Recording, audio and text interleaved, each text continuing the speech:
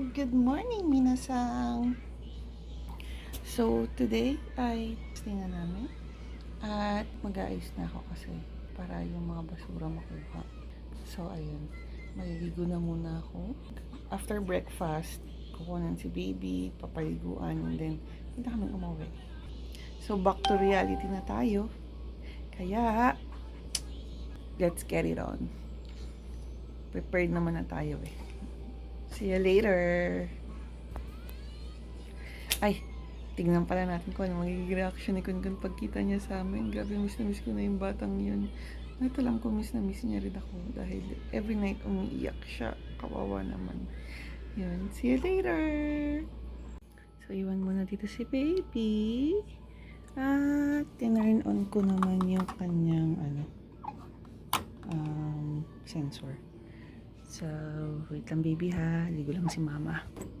Yan, tapos na ako maligo. And mag-ayos na mga dapat ayusin. Yan, nahugasan ko na.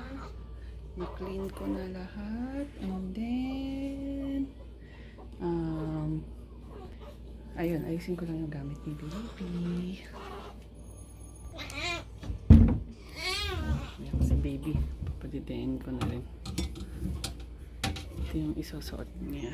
Yan, ayusin na muna natin. Ito mati bebe ko.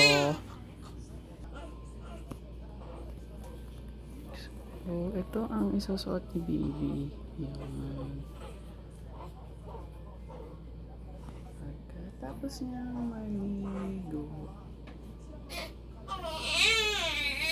For our last breakfast, lugaw.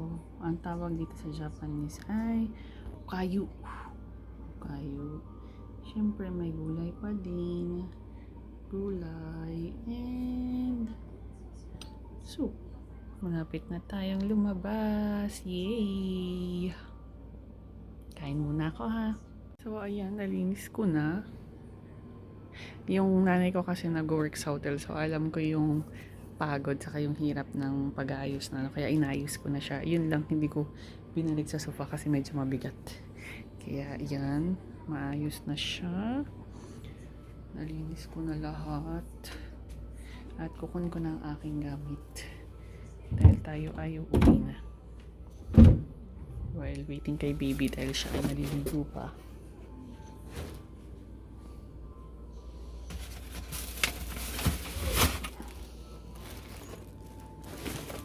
Ito natin bit-bit. Ito natin bit-bit.